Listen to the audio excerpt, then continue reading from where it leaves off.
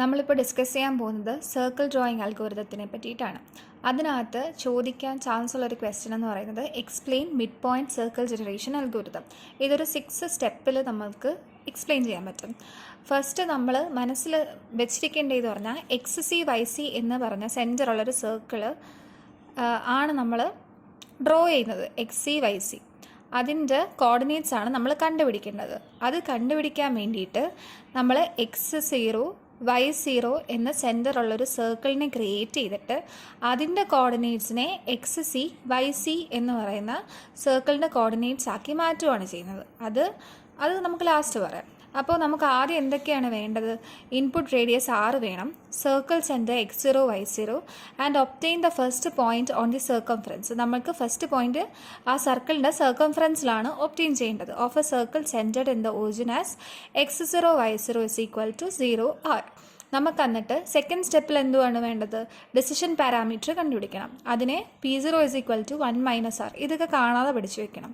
P0 is equal to 1 - R എന്നുള്ളത്.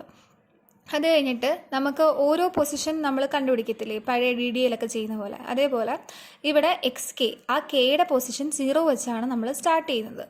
അതിനകത്ത് കുറച്ച് കണ്ടീഷൻസ് ഉണ്ട്. PK <0 അല്ലെങ്കിൽ PK <0 എന്ന് പറഞ്ഞ 2 കണ്ടീഷൻസ് ഉണ്ട്.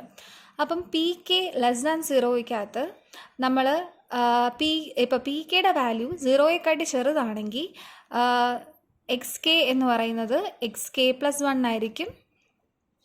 YK എന്ന് പറയുന്നത് YK തന്നെ ആയിരിക്കും, നോ ചേഞ്ച്. XK എന്ന് പറയുന്നത് XK+1 ആയിരിക്കും, YK എന്ന് പറയുന്നത് YK തന്നെ ആയിരിക്കും. അത് കഴിഞ്ഞിട്ട് ഡിസിഷൻ പാരാമീറ്റർ PK+1 എന്ന് പറയുന്നത് PK+2XK+1+1. ഇത് കാണാതെ പഠിച്ചങ്ങ് വയ്ക്കണം. പിന്നെ നെക്സ്റ്റ്, ഇപ്പം PK > 0 ആണെങ്കിൽ XKയുടെ വാല്യൂ XK+1 എന്നും YKയുടെ വാല്യൂ YK-1 എന്നും ആയിരിക്കും വരുന്നത്. ഇവിടെ വരുന്ന ഡിസിഷൻ പാരാമീറ്റർ PK+1 എന്ന് പറയുന്നത് നേരത്തെ ഡിസിഷൻ പാരാമീറ്റർ നമ്മൾ എഴുതിയില്ലേ, PK+2XK+1+1. അത് അതേപോലെ തന്നെ എഴുതിയിട്ട് ഒരു -2 YK+1 എക്സ്ട്രാ അതിൻ്റെ കൂടെ എഴുതിയാൽ മതി. അതാണ് PK > 0യുടെ കേസിൽ വരുന്നത്. നമ്മൾ ബാക്കിയുള്ള points 7 octants determine symmetric points in the other 7 octants. നമ്മളിപ്പം ഒരു കോർഡിനേറ്റിനകത്തുള്ള ഇതല്ലേ കണ്ടുപിടിച്ചിരിക്കുന്നത്. ബാക്കി ഈ ഓരോ 7 ഒക്ടൻസിലുള്ളത് നമ്മൾ കണ്ടുപിടിക്കണം. X Y Y X അങ്ങനെ നമ്മൾ നേരത്തെ പഠിച്ചിട്ടില്ലേ, അതിനകത്ത് കണ്ടുപിടിക്കണം. Move each calculated pixel points XY onto the circular path center XC YC and plot the coordinate values.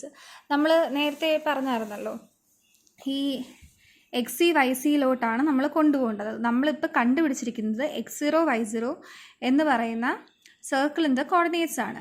ആ X0 Y0യെ XCയിലോട്ട് കൊണ്ടുപോകാൻ 2 ഇക്വേഷൻസ് ഉണ്ട്. X = X + XC, അതായത് എക്സിൻ്റെ വാല്യൂ XCയുടെ വാല്യൂ കൂടി ആഡ് ചെയ്താൽ മതി. Y = Y + YC. നമ്മൾ പിന്നെ 6th സ്റ്റെപ്പായിട്ട് പറയുന്നതെന്ന് പറഞ്ഞാൽ repeat step 3 through 5 until X > Y. X > Y ആകുന്നിടം വരെ നമ്മൾ 3rd സ്റ്റെപ്പ് റിപ്പീറ്റ് ചെയ്യണമെന്നാണ്. ആ ക്വസ്റ്റ്യൻ്റെ കൂടെ തന്നെ അഡ്വാൻറ്റേജസും ഡിസഡ്വാൻറ്റേജസും എഴുതി കഴിഞ്ഞാൽ കുറച്ചും കൂടി നമുക്ക് നല്ലതായിരിക്കും. അപ്പോൾ അഡ്വാൻറ്റേജസ് എന്തൊക്കെയാണ് പറയുന്നത്? Accuracy of finding point is a key feature of this algorithm. It is simple to implement. It uses basic arithmetic operations. It takes less time for computation.